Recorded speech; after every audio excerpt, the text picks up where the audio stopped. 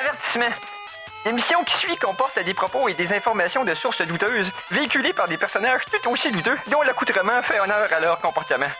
C'est sérieux, de vrai, moi, de quoi ils ont de l'air de... si vous êtes malencontreusement offensé par un ou plusieurs propos des geeks contre-attaque, ce serait un peu comme se choquer après un bébé chien avec les gens encore collés qui vient vomir sur votre soulier. C'est cute, un bébé chien. En direct des entrailles de CKRL, voici les geeks contre-attaque!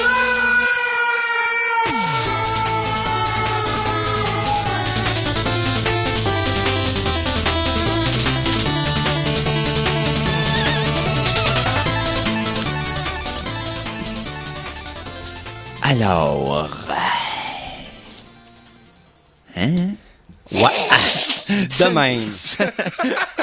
Samedi le 8 octobre 2016. Pourquoi j'hésite sur la date? C'est pathétique. Mon nom est Éric Lajoie. Surtout que t'as hésité sur l'année. Ouais, c'est ça, 2012. Moi, je pensais que t'allais dire, je sais pas pourquoi. Je sais pas. 2047. Les geeks contre-attaque, c'est intemporel. Bienvenue aux geeks contre-attaque, donc. Mon nom, malgré que je suis gêné de le dire avec ce que je viens de dire, avec ma prestance actuelle. On peut te sauter. Donc, wow. Éric Lajoie. Ouais, je sais ce qu'il voulait dire. Là. Ouais, non, moi dans aussi. le sens de skipper, là, comme un disque qui saute. Ouais, mais venant de Simon. Venant de Simon. À la co-animation, Simon Boucher, salut! Hey, salut! Et aussi à la co-animation, Conan Arsenault. Salut. Et à la mise en onde, Mikey G. Ben oui, puis j'ai rien de drôle à dire cette semaine. Hein? À part que Simon, il est vraiment... c'est le sauveur, il est arrivé... Ouais, man, Les gars, je vous amène de l'Internet. Écoute, c'est ça, parce que c'est fou, hein, maintenant que on est rendu à une couche de plus de dépendance que avant, pas l'électricité, c'était plate. Mais on pouvait faire de quoi? Là, si on n'a pas d'Internet, on peut plus faire grand-chose. on a une petite angoisse, hein? Une petite angoisse existentielle, oui, mais comment on va faire pour parler des affaires, des nouvelles? Ah non, mais non, Simon, il est sérieux, puis regarde, il est super bien sapé, en plus. C'est vrai que t'es pas impressionnant. T'es sharp pour un samedi mouillé. Impressionnant. Okay. Ça va être méta, mais les gars, vous pourrez checker le code du Wi-Fi que je viens de créer sur mon téléphone. Excellent. Donc, Pour apprécier les meilleures sources d'informations, vous devez vous exposer au pire. Voici les Geektualités.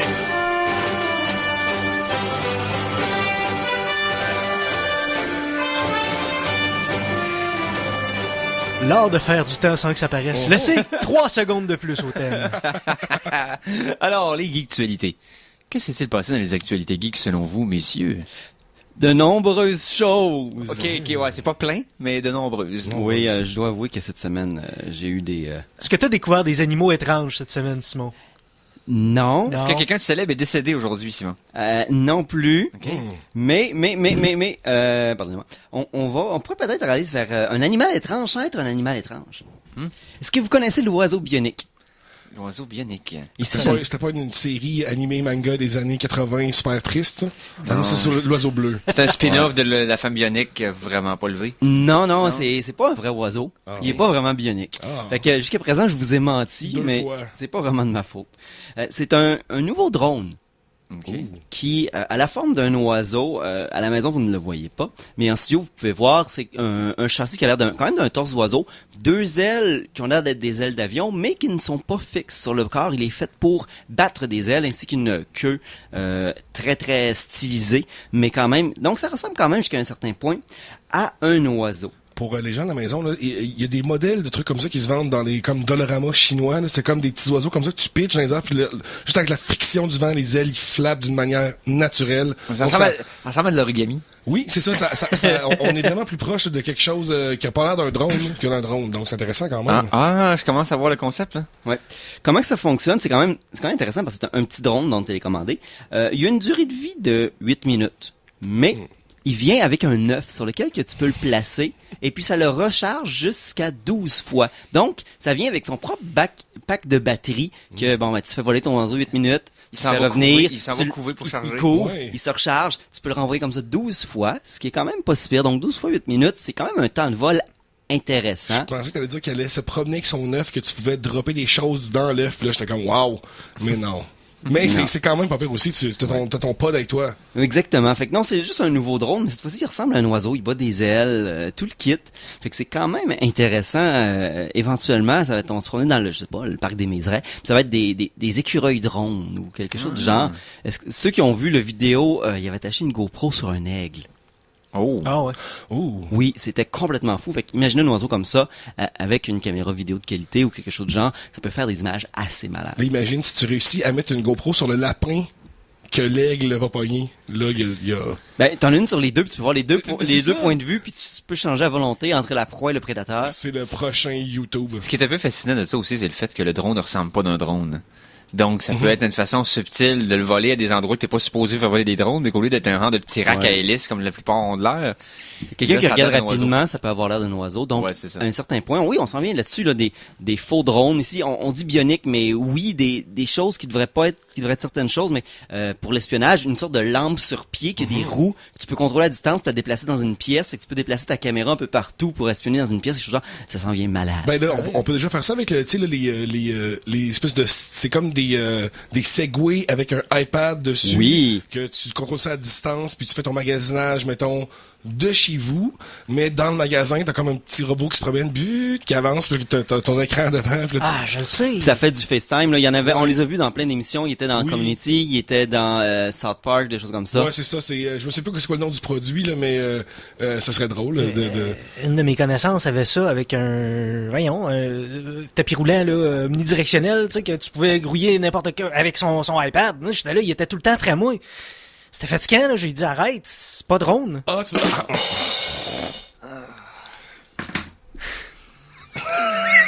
Oh boy! Mikey. Fais attention, Mikey, parce que le son de mon front sur la paume de ma main, dans le micro, ça peut faire un, tu sais, ça peut faire un pic, là. C'est quoi, Eric? Si, mettons, après cette joke de Mikey, tellement savoureuse, Ben oui. tu serais tombé dans le coma. Mettons que cette joke-là aurait été too much, tu serais tombé dans le C'est coma. quoi cette transition-là? J'aurais une technique pour te réveiller, mon cher. Le réveil du coma. Ouais, il y a un docteur qui, c'est arrivé déjà il y a une couple de semaines, je n'ai pas eu le temps d'en parler encore au geek, mais c'est vraiment intéressant. Un docteur qui a eu l'idée de jump-starter un cerveau d'un patient dans le coma avec des ultrasons.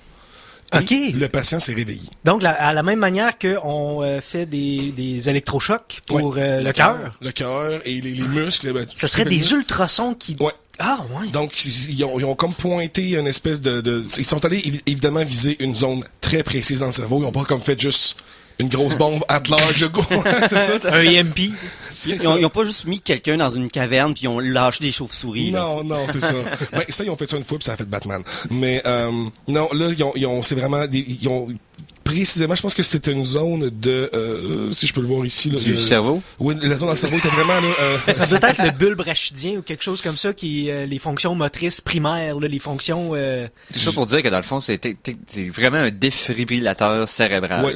Puis aussi, c'est parce que ça utilise des ultrasons de très basse intensité. C'est pas des ultrasons de, tu sais, comme on peut se dire, c'est pas trop violent. Donc, c'est presque des sons. C'est presque des sons. C'est presque des sons. Mais donc, voilà. Donc, si tu serais tombé dans le coma après cette joke de Mikey, j'aurais été capable, ou en tout cas, je serais allé contacter le docteur qui aurait pu te jump-starter le Me cerveau. réveiller, puis en plus, m'attirer un paquet de nouvel ami parce qu'il y aurait plein de chiens qui seraient curieux de ce qui se passe. Clairement. Hein. C'est des ultrasons. Je sais pas, est-ce qu'ils ont pas peur ou ils réagissent en tout cas aux ultrasons? Ils réagissent. Mais je sais pas s'ils... Ils s'en vont-tu ou ils s'en viennent? Je sais qu'il y a un pont en Écosse qui est réputé pour que les chiens se suicident quand ils passent dessus. Puis pendant des années, c'était comme bon, le pont est hanté là, de whatever, là, une affaire qui veut manger les chiens.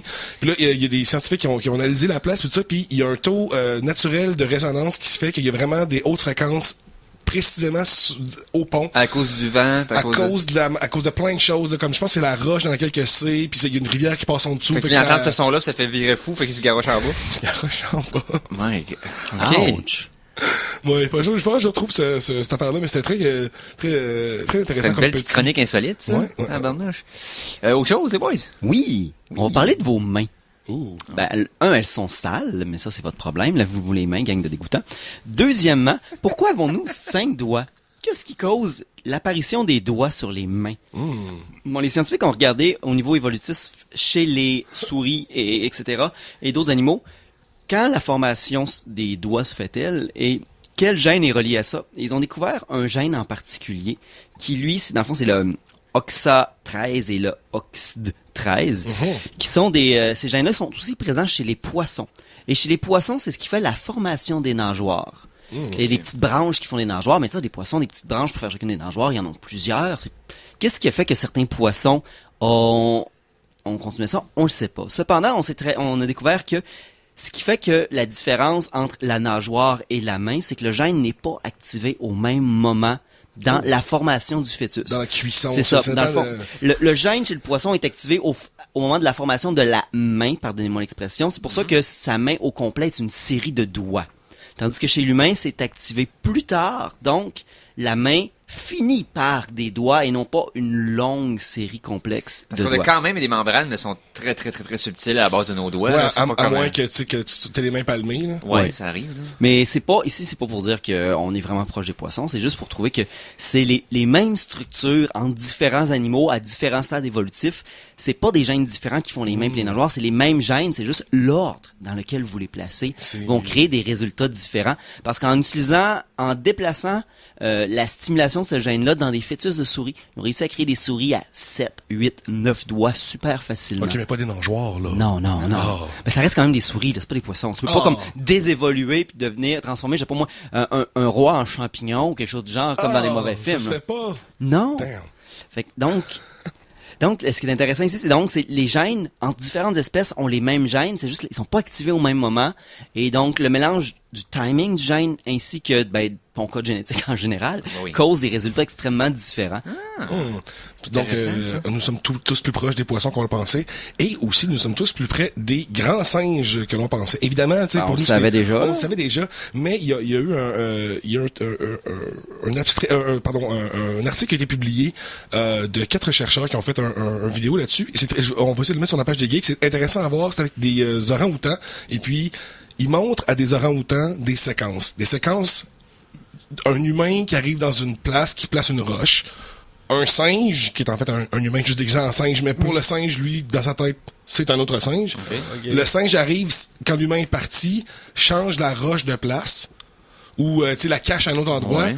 L'humain revient, mais là, ils ont réalisé que les orang-outans regardaient à l'endroit où l'humain aurait été supposé regarder. Je sais pas si vous comprenez ce que je veux dire. C'est un petit peu abstrait dans le sens que il comprenait que L'humain venait chercher la roche, mais au lieu de regarder où ce que la roche était originellement, il y a... vraiment, où est-ce qu'elle aurait été supposée être, comme ils ont regardé où est-ce que l'humain allait être trické dans le fond. OK. Même s'ils savaient que eux la roche était à gauche, mais que pour eux ils savaient que l'humain allait regarder à droite, fait qu'ils ont regardé où l'humain allait regarder avant plutôt que de regarder Pour la le roche. regarder se planter. C'est ça.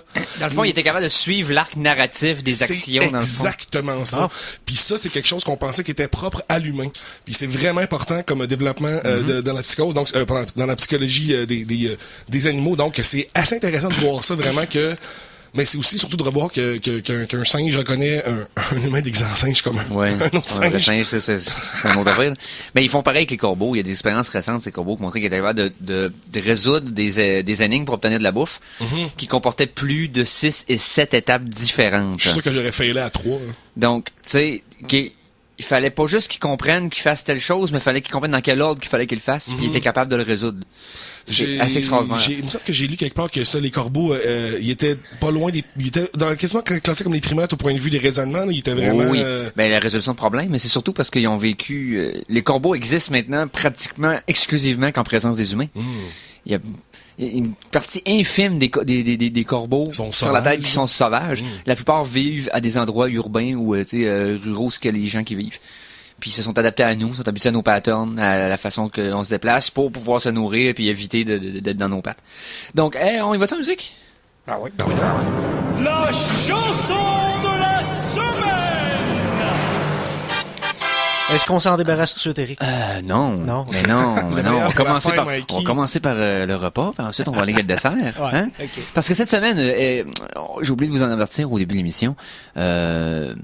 Exceptionnellement, on a une émission d'1 heure cette semaine. Donc, Mikey, tu peux nous dire pourquoi? parce que à 16h, il y aura une table ronde animée par Barbel Rink dans le cadre de la semaine Québec en toutes lettres. Yes. Donc, c'est rien qu'une heure. Donc, j'ai amené un plat principal et un dessert. Et suite. Le plat principal, Super Smash Brothers Melee. C'est une pièce qui est sortie sur Overclock Remix il y a quelques semaines.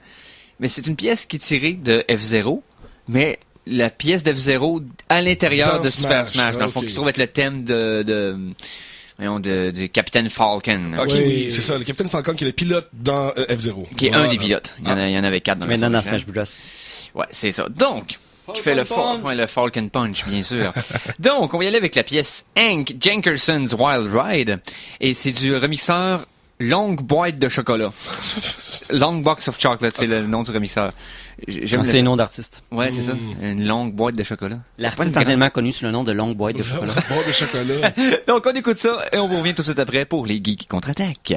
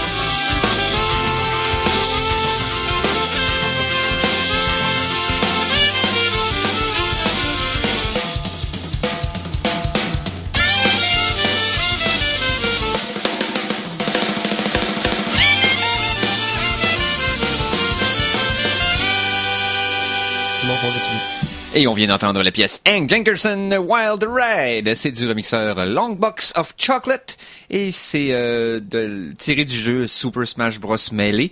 Plus spécifiquement, le thème de Smash Bros. C'est la pièce de F-Zero et c'est disponible sur overclockremix.org. C'est gratuit,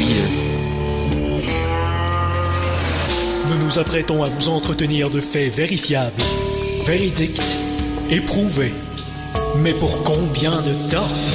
Chronique Science. Vous me le direz, mais que vous soyez tanné que je parle comme ça, puis ça va arrêter. Je suis tanné. OK, donc, Chronique Science. Tu nous parles de quoi, Simon? Il y a quelque chose d'important qui est arrivé dans les dernières semaines? On a annoncé qui allait être les lauréats pour le prix Nobel de chimie. Oh. Puis je veux dire, habituellement, c'est quand même cool. Les prix Nobel de 2 semaines, je pense, on a parlé des IG Nobel, les prix funny. Mais là, c'est vraiment dans le fond, ils ont 3 scientifiques qui vont recevoir et qui vont se partager la somme de presque $1 million, de 930 000 $. Ici, on parle du scientifique français Jean-Pierre Sauvage, du scientifique britannique G. Fraser Stoddart, et puis du scientifique hollandais Bernard Feringa. Et dans quel contexte on parle de ces 3 scientifiques? On en parle parce que c'est quand même quelque chose qui... ici, je vais tout de suite aller à la fin si ça vous dérange pas, mais le prix Nobel... Le comité du prix Nobel a déclaré que cette recherche avait un potentiel inimaginable. Puis ici, on parle pas d'un article sur BuzzFeed, là, ou de I Fucking Life Science qui est rendu complètement n'importe quoi. C'est le comité Nobel. Le numéro 3 va me jeter à terre. Exactement. Tu ne croiras jamais le numéro 1. C'est correct, j'ai 5 points tantôt, on s'en reparlera. J'ai un top 5. Mais non, qu'est-ce que c'est dans le fond? Ici, je parlais des machines moléculaires. C'est exactement ça. C'est des machines faites d'un petit nombre de molécules. On va y aller étape par étape, juste pour que vous compreniez. Dans le fond, le premier à avoir apporté sa contribution, c'était le scientifique français, M. Sauvage, en 1983. Il a réussi à lier 2 molécules pour en faire une chaîne. Ce qui était la première étape pour faire une machine, parce qu'une machine est une série de pièces. Bien sûr. Donc, plusieurs magazines scientifiques avaient même dit que cet exploit-là était l'équivalent de fabriquer un château en Lego avec des gants de boxe dans le noir.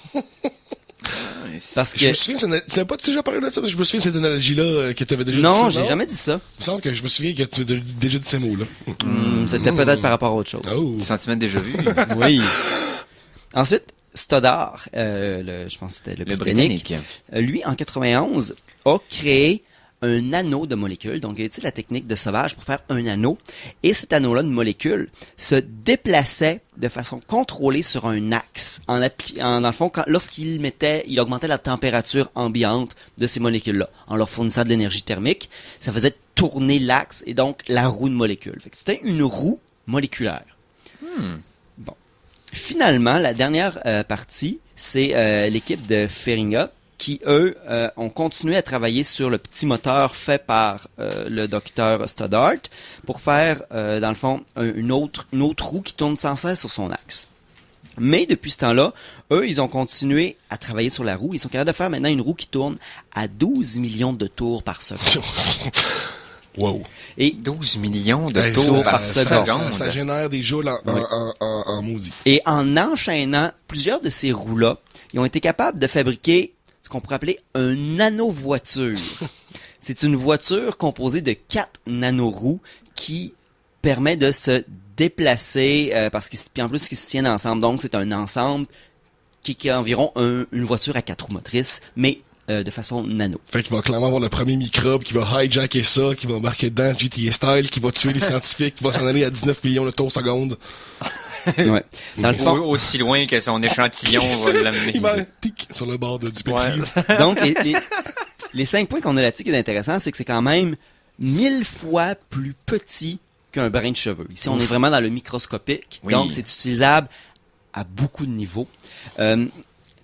Dans le fond, leur impact pourrait être aussi important, selon certains estimés, que la puce électronique a été sur notre civilisation. Là, pour l'instant, c'est sûr, c'est dur à dire, mais des machines de manière nano pourraient fabriquer des choses pour nous de façon automatisée ou créer d'autres processus. Là, pour l'instant, on est juste capable de faire rouler des roues. Imaginez juste le potentiel question batterie. Pensez simplement à ça. C'est que l'énergie pourrait être générée dépendant de la température ambiante. Fait que, au lieu d'avoir des chargeurs qui donnent de l'énergie à une batterie, ça serait juste des chargeurs qui maintiennent une certaine température ton objet. T'sais, pour un certain nombre de temps. Ça le charge, eux, ils se mettent à rouler pour régénérer l'énergie, qui ferait en sorte qu'il pourrait marcher pendant un bout. Ça pourrait être exponentiellement puissant, puis de longue durée comparé à ce qu'on a quelque chose d'intéressant ici aussi. Un jour, ces machines-là pourraient travailler dans le corps humain. Ben C'est des molécules, donc c'est trop petit pour être attaqué par les anticorps, donc c'est relativement sain à utiliser dans le corps. Et elles pourraient être utilisées, un peu comme les cellules, dans les globules rouges, ces choses-là, à déplacer, dans le fond, des médicaments ou des substances dans le corps à des endroits qui sont inaccessibles pour les molécules plus complexes et d'aller porter, mettons, des médicaments qui sont dans des parois du cerveau qu'on n'est pas capable de percer sans faire de la chirurgie ou des choses comme ça. Ça, ou d'éviter un paquet d'effets secondaires de certaines absorptions de médicaments qui vont attaquer une partie de notre système parce qu'on est obligé de les ingérer de façon préhistorique. Et que là, à partir de là... Bouche comme des Ouais. animaux. Exact.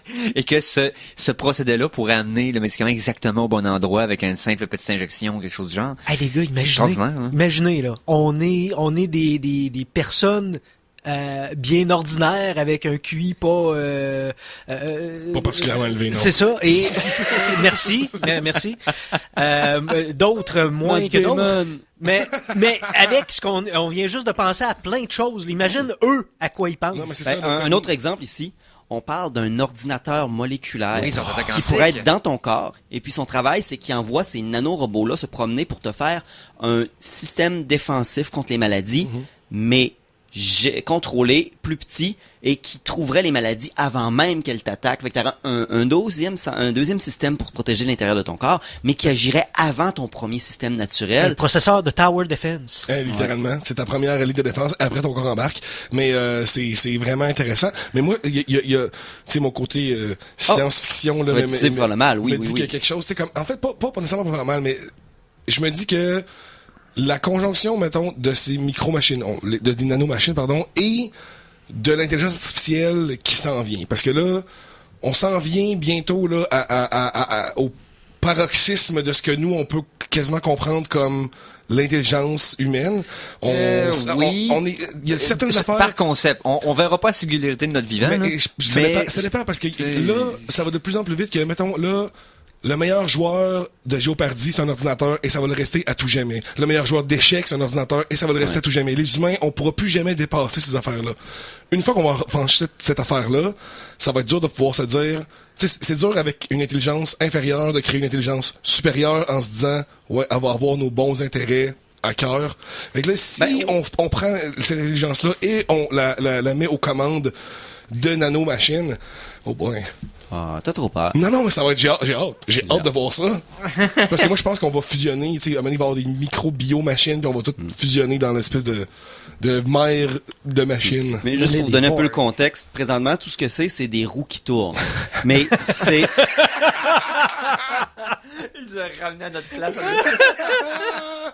Mais de l'autre côté, le moteur électrique en 1830, qu'est-ce que c'était quand c'était montré? C'était juste des cranks puis des roues qui tournaient. C'est les premiers moteurs électriques. Puis regardez ce que maintenant ça fait. C'est des trains électriques, des systèmes incroyables. Fait que les nanomachines sont présentement à ce niveau-là. Mais ça peut exploser rapidement. Et le jour que ça va exploser, ça va exploser. Il y a 100 ans entre le premier vol et l'alunissage, là. Oui. C'est rien, 100 ans, là. Donc, préparez-vous à ce que ça Il y a soit... des gens qui ont vu les deux. Oh. Il y a des chances que ces technologies-là, ça soit extrêmement bien appliqué quand on va être vieux. Ça va nous aider à rester, à nous rendre jusqu'à l'âge maximum de 112 ans. Il y a des gens qui ont vu la télé se créer et l'Internet dans la même génération. Mon père a vu la télé arriver. Mon père est assez vieux pour avoir vu la télé et arriver. Oh, oui, Et l'Internet. La télévision n'existait pas. Il y a même des gens, là, qui vont être capables de dire j'étais là quand la pause des geeks est arrivée et j'étais là quand elle s'est terminée. Ça faut être vieux. Ouais. On va se revoir quand, là?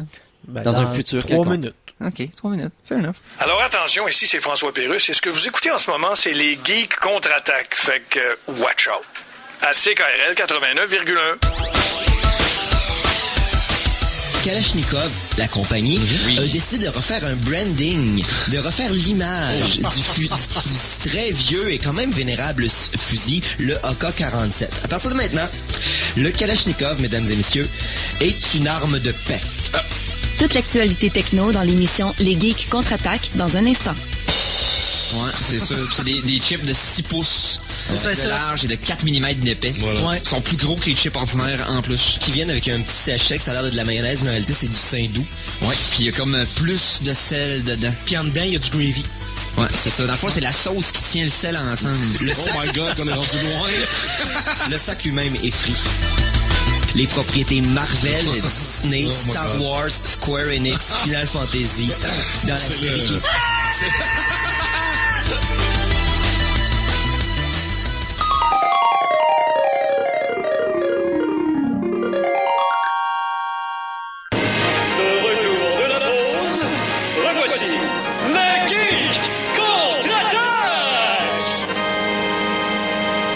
Nous sommes de retour pour la deuxième partie de l'émission Les Geeks contre-attaque. Oh yeah.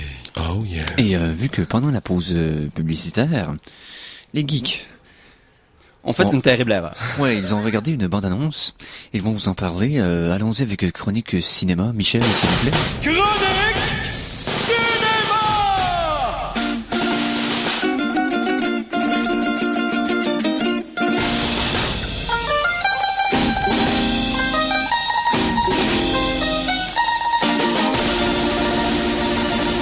Alors, merci beaucoup, Michel. Chronique Cinéma avec les geeks contre-attaque. Alors, Monsieur Arsenault?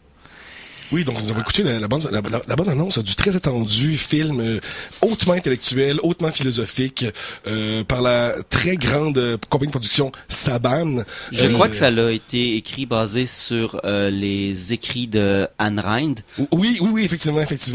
Donc, on a écouté le trailer pour les Mighty Morphin Power Rangers. Voilà. Et, Ou les rongeurs Mighty Samorphin. Oui, aussi. C'est toute la même gang. Les Rangers du risque. Les Rangers du risque en costume. Ouais, donc c'est le San Diego Comic Con cette fin de semaine. Oui. Et là on a la bande annonce des Mighty Morphin Power Rangers 2017. Je suis dubitatif. Ben c'est parfait pour les kids. Moi je trouve. Pour de vrai, j'ai retrouvé mon cœur d'adolescent stupide de. Je sais que j'aurais aimé ça, mais j'avais quand même aimé le vrai film dans le temps quand j'étais comme à 12 ans. J'étais comme, ouais, tu sais, c'est le premier était écœurant.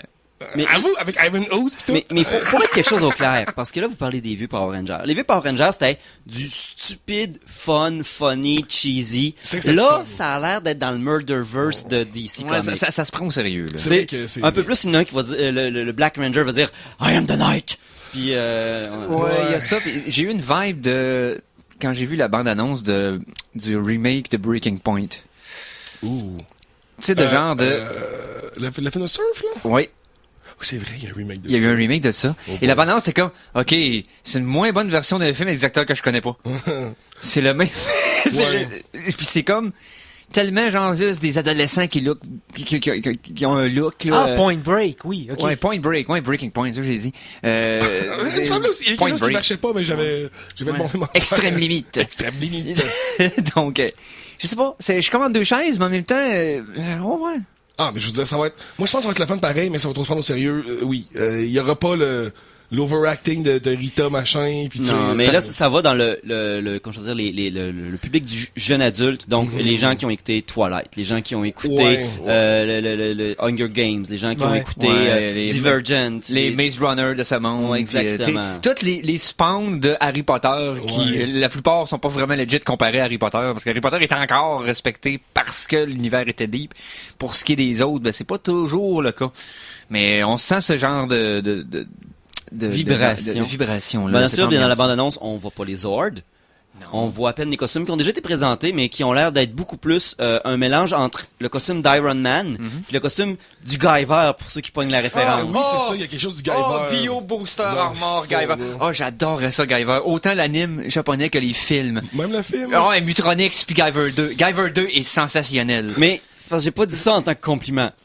Je suis le Guyver. Non, regarde, ok. Ne parlez jamais en mal de Guyver en ma présence. Jamais. On continue. C'est ça, les costumes sont monstrueux, on n'a pas encore vu les Zords.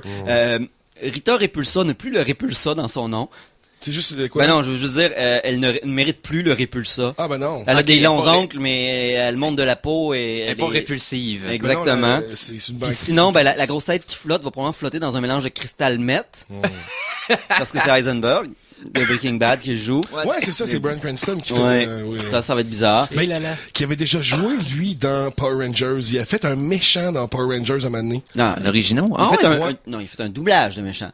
Parce qu'il faut pas oublier comment ça fonctionnait les Power Rangers. C'est vrai. Les Japonais faisaient une version de leur émission, puis après ça, la version américaine, ils prenaient l'émission japonaise, ils enlevaient les scènes avec les humains, puis ils remettaient les leurs par-dessus, mais les scènes de combat, c'était toute la version japonaise. Oui, c'est vrai. Ils rajoutaient les histoires à eux autres au travers des scènes d'action de l'autre C'était film. vrai Godfrey-esque. Oui, tout à fait. Oh, Godfrey-O. Ah, on avait fait une chronique sur lui, là, quelques années, là. C'est sensationnel, là. Googlez Godfrey-O, vous allez être... Ceux qui aiment les films poches, c'est un mythe. Donc, ouais, Power Rangers, c'est ça qui est ça. On a parlé, vous avez regardé une autre bande-annonce pendant la pause. C'était Netflix de Defend. mais on pensait que c'était la nouvelle, mais c'est c'est... qu'ils vont probablement sortir pendant la fin de semaine du Comic-Con d'autres extraits. Mais ouais, là, maintenant qu'on a Luke Cage qui est Come and Gone, dans le fond, qui est passé. ils ont annoncé le début de la série pour Iron Fist, qui allait être au printemps. Au printemps, où la date est sortie. Ouais. Et le tournage de Punisher est commencé. Qui est commencé avec certains personnages qui ont déjà été confirmés pour la série. Là, c'est ce qui va rester après ça, c'est Defender. Oui. Après ça, là, ils ont fait la boucle. Qu'est-ce qui va se passer après ça? Ça reste à voir, dépendamment des succès. Fait que c'est des petites choses à voir aussi. Là. Oui, on va être le fun. Quelque chose d'autre qui a été annoncé, il y a eu plusieurs au Comic-Con, il y a une que moi j'ai écouté beaucoup parce que c'était la discussion à propos de la série Archers. Les créateurs ont annoncé que la 10e saison serait la dernière. Et les prochaines saisons ne sont que des 8 épisodes. Ils ont dit, on a pas mal fait le tour de ce qu'on voulait faire. Là, ils vont encore brasser la sauce. Parce que ceux qui ont écouté les saisons précédentes, t'as eu Archer en Miami Vice avec de la drogue. Archer Vice. Après ça, t'as eu Archer en Private Investigator. Oui. Puis là, la prochaine, ça passe à l'époque de la prohibition. Oh. C'est donc, ils abandonnent tous les référents à les séries C'est actuelles. juste les personnages. C'est Archer qui doit investiguer le meurtre de son comment je peux dire, de son body de police, qui était Woodhouse. Ah ben oui. Oui. Et puis, les personnages vont revenir dans des rôles quelconques. Lana va être la chanteuse de cabaret. Oui. Il va y avoir là-dedans qui vont être Pam. Il y a des rumeurs qu'un gender change Pam. Des affaires comme ça. Fait que donc, il y a plusieurs choses qui peuvent arriver qui pourraient être intéressantes, mais c'est les dernières saisons de Archer. Mais ça sent vraiment beaucoup là, le manque d'inspiration quand même. Là. Quand tu prends tes personnages, c'est comme, on va les mettre avec Mais des... Ça sent le shark jumping. Ouais, un petit peu. Mais c'est pas grave, ça va comme être ils ont dit, comme Simon mentionnait, si on fait le tour de ce qu'ils voulaient, mais que contractuellement, ils lui demandent de faire plus de saisons, aussi bien créatif plutôt que de continuer une histoire qui, selon eux, est pas mal terminée. Amusez-vous avec les personnages, puis la formule pendant encore 3 ans. De toute façon, c'est pas beaucoup d'épisodes. Là, donc, ouais. 8 épisodes, Stranger Things nous l'a prouvé par rapport à Luke Cage récemment. C'est une belle comparaison que j'ai pu faire, c'est que Luke Cage était 13 épisodes, Stranger Things était 8. Luke Cage aurait eu avantage en être juste 8. En être juste 8. D'accord. Ou peut-être 10, mais je veux dire, Stranger Things était flawless dans son pacing. Là, je viens de faire 2 gros anglicismes consécutifs. Était pratiquement parfait dans son rythme, c'est-à-dire que la façon que l'action se déroulait, il n'y avait pas de longueur pas nécessaire. Tout le développement était justifié et avait une récompense par la suite. Alors que tu avais des moments qui s'étiraient dans Luke Cage. J'ai super aimé la série. Il y avait quand même certaines longueurs. Oh oui. Donc, 8 épisodes, je trouve que bien écrit, là, on touche quelque chose. Ben d'ailleurs, le 21 septembre, c'est Black Mirror qui s'en vient sur Netflix. C'est le 21 septembre. Le 21 octobre. Oui, octobre, c'est ça. Et j'espère qu'ils vont remettre les épisodes précédents disponibles. Parce qu'il y avait juste l'épisode de Noël, là, mais vu qu'ils vont mettre les nouveaux, peut-être qu'ils vont remettre... Parce que moi, je veux faire du rattrapage, j'ai pas vu Black Mirror, donc... Mais t'as juste 6 épisodes, là, fait que c'est pas si pire. Mais tu peux les écouter sur le site de BBC, je pense. Me semble. Bref. Mais bon, il reste pas beaucoup de temps. Hey les gars, moi je vais vous parler des films que j'ai vus cette semaine. En plus des films que j'ai vus, tu sais, parce que je vois des films tous les jours, je fais des critiques sur le site. Mais j'écoute des films pareils, tu sais. OK, ben on j'ai pourrait... rien à faire. OK, ben ce qu'on pourrait... Tout le temps? Tout le temps. Oui. Il était 41. Je peux mettre la tonne tout de suite, puis on pourrait s'amuser ce que t'as vu? Yes. En bas. Yes. OK, ben j'espère qu'il s'est pris. La chanson de la semaine 2! Chanson de la semaine numéro 2. Et là, je vous gâte. Parce qu'on poursuit notre descente aux enfers de la musique des années 80 cheap avec l'album de Buckner et Garcia, Pac-Man Fever. Cette fois-ci, on y va avec le jeu Berserk. Qui se souvient de Berserk? Pas moi. C'était un des premiers jeux avant l'ère de jeux d'arcade, avant l'ère de la télévision, pour ceux qui se rappellent du matin de la télévision, dans lequel les personnages étaient animés, c'est-à-dire qu'on voyait les bras et les jambes courir. C'était pas juste un pixel comme immobile. Et le prédécesseur de ça était à l'arcade Berserk, qui était un jeu dans lequel qui était procéduralement créé pour créer un genre de labyrinthe dans lequel il fallait que tu te sortes vivant. Ok. Mais que, dans le fond, il y avait plus que t'avançais, plus que les robots que t'affrontais étaient difficiles. Et pour une rare fois dans les jeux vidéo à l'époque, il y avait des ennemis qui, quand tu changeais de screen, ça rappelait de toi et te poursuivait. Oh, Non! Et là, il y en a à la fin que les robots pouvaient passer au travers des murs. C'était terrifiant. Et si tu touchais à un mur, t'étais mort. Ok, ouais, je peux voir ici. Oui. Est-ce que c'est bien ce jeu-là? Oui, c'est ça. Et bon. Quand tu c'est- l'écris, ça a l'air un peu plus visuellement intéressant. On va Ben là, dire ça comme ça. on parle des années Mais 70-80. c'est fou pareil que même dans ma tête de gamer, un vieux jeu de même, je serais supposé être bien plus beau que ça. Ben ça, c'est ce que les gars avaient dans la tête quand ils l'ont créé. Le résultat, ils ont plus que ce qu'il y avait. Non, mais on voit quand même qu'il Ouais. Et musicalement, ce que ça donne. Et ça? c'est pas vraiment mieux. Buckner et Garcia, on va écouter la pièce Going Berserk sur les ondes des Geeks contre-attaque.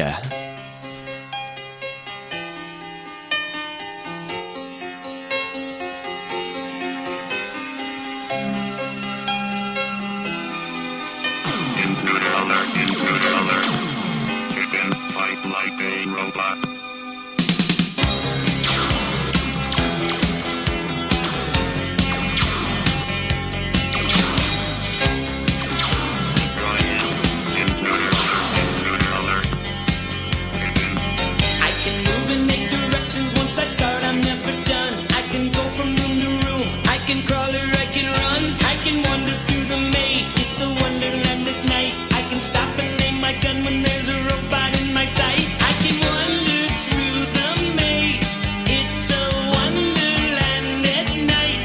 I can stop and aim my gun when there's a robot in my sight. I think I'm going berserk.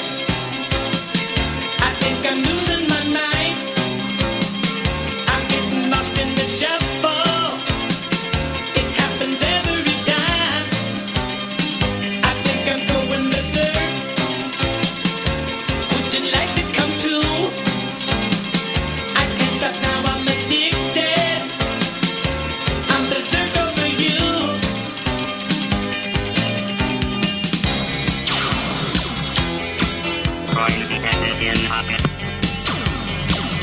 If we fight this thing together, there's a chance that we might win. Now here comes Evil Otto, push the fire buttons in. I'm sure he's crazy too because he's bouncing off the floor. There's no way to destroy him, let him bounce right at the door. Now here comes Evil Otto, push the fire buttons in. If we fight this thing together, there's a chance that we might win. I think I'm going berserk. I think I'm losing my mind. I'm getting lost in the shuffle. It happens every time. I think I'm going berserk. Would you like to come too? I can't stop now, I'm addicted. I'm berserk over you.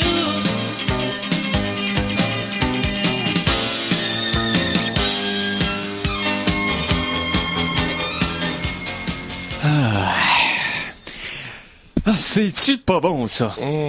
Et c'est pas sarcastique. C'est-tu pas bon, ça? Tu sais, c'est de fait comment tu le dis. Ah, Buckner et Garcia, je vous aime tellement. Il nous reste encore 3 en passant de ce groupe-là.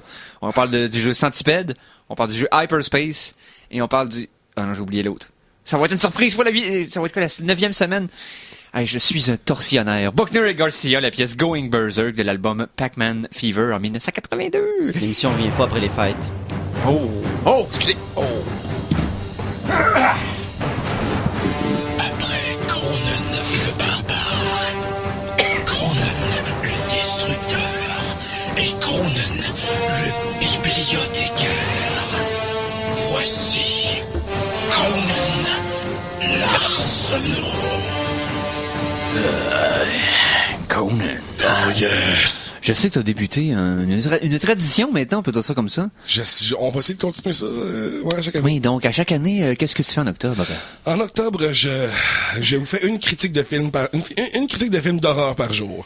L'année passée, je l'avais déjà fait. Je pense que l'année d'avant aussi, je l'avais faite. Là, cette année, par contre, c'est une critique de film d'horreur sur Netflix par jour. Donc, j'essaie de faire en sorte que le plus de monde possible puisse voir le film facilement. Ben oui. Ce ne soit pas des films d'importation slovaque. Non, effectivement.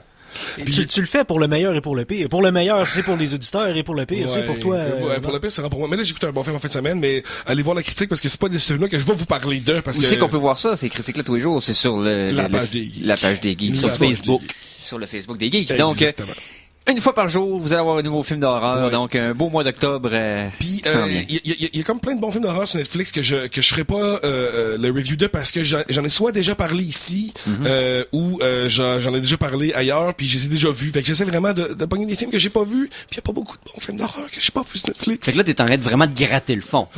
OK, let's go. Ouais. Mais non, mais C'est pas... OK. Soit dit en passant, on n'a pas dit tantôt, Blade Runner a annoncé son titre. Oh my god.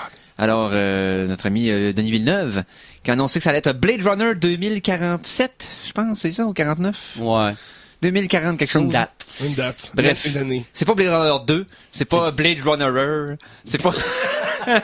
c'est pas, tu sais, c'est... Blader. Two Blade, Two Runner. Blade to run. Exactement.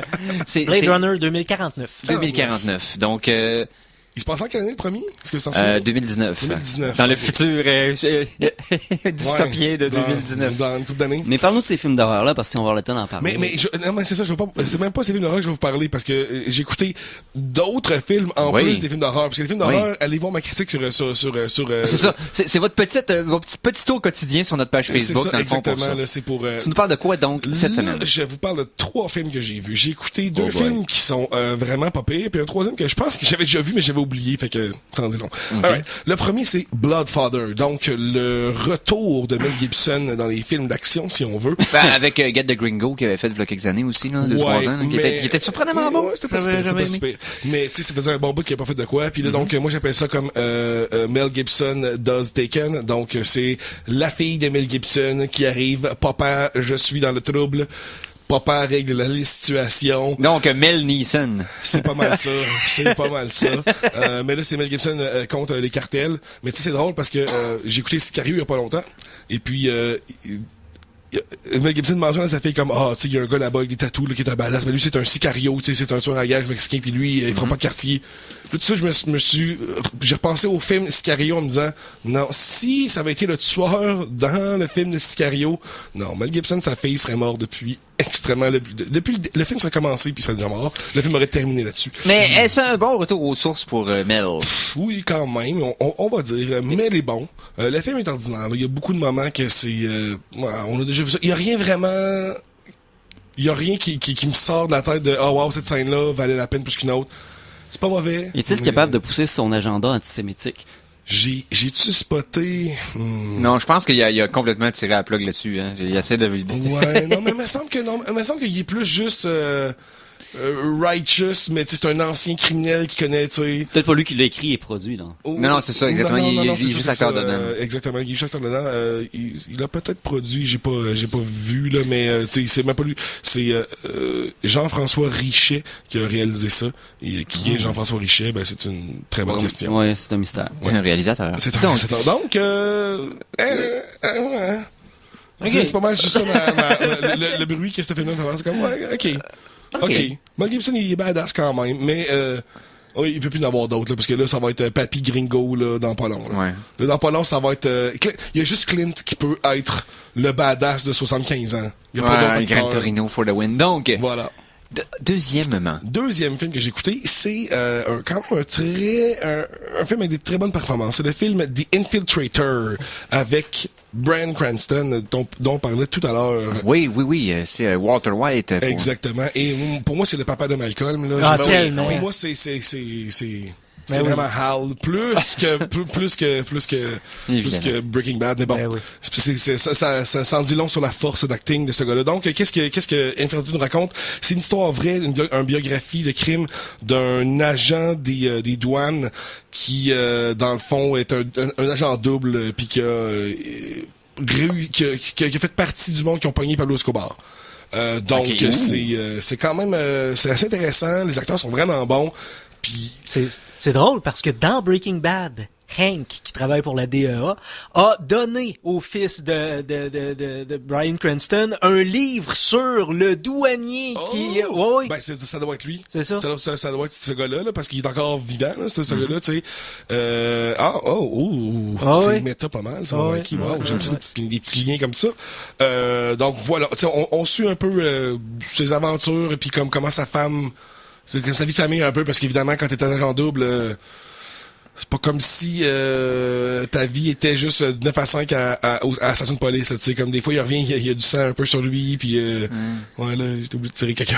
Voilà, c'est ça, c'est plus compliqué. Mais très très bon. Bryan Cranston, encore une fois, là, il nous prouve que c'est un acteur inclassable. Moi, je pense que c'est dommage que le film est comme pas aussi bon que Bryan Cranston peut l'être.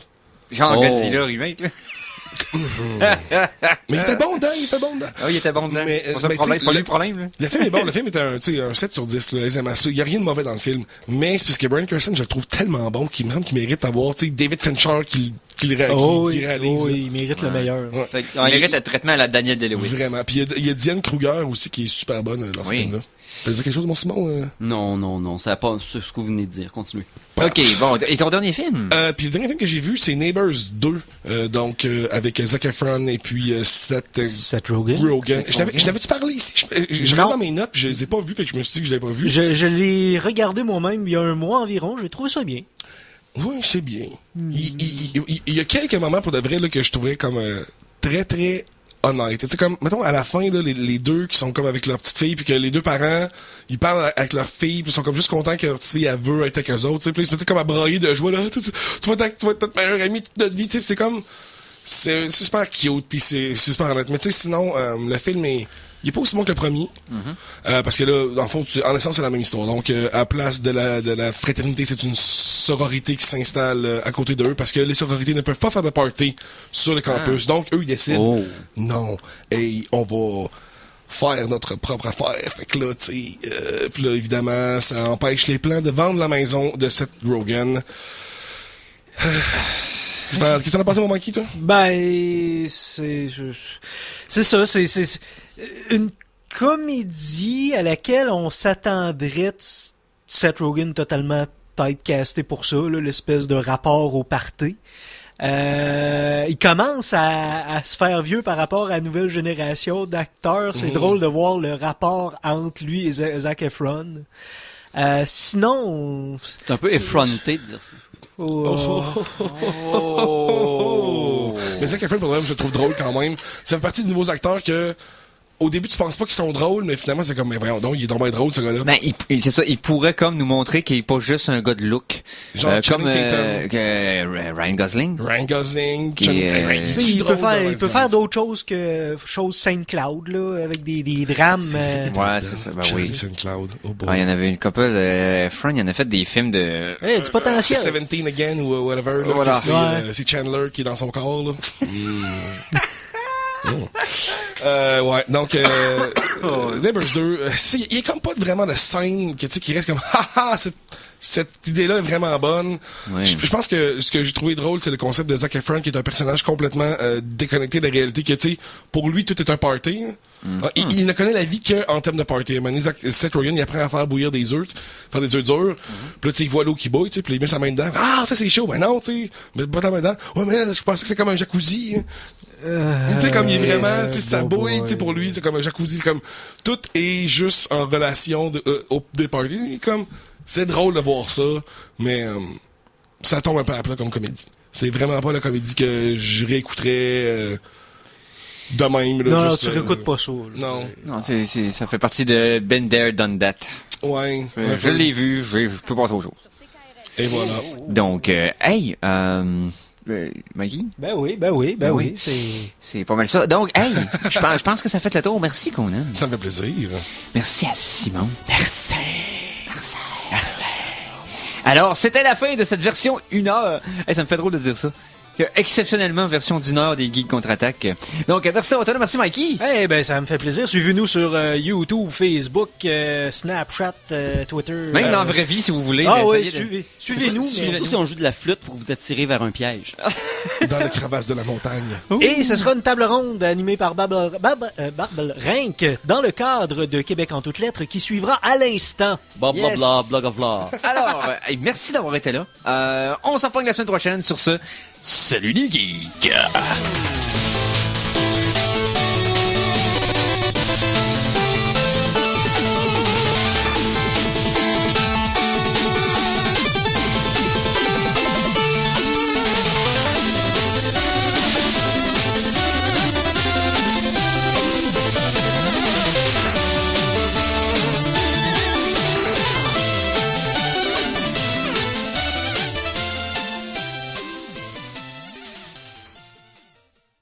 Téléchargez l'émission Les Geeks contre-attaque sur ckrl.qc.ca ou abonnez-vous à son podcast sur iTunes.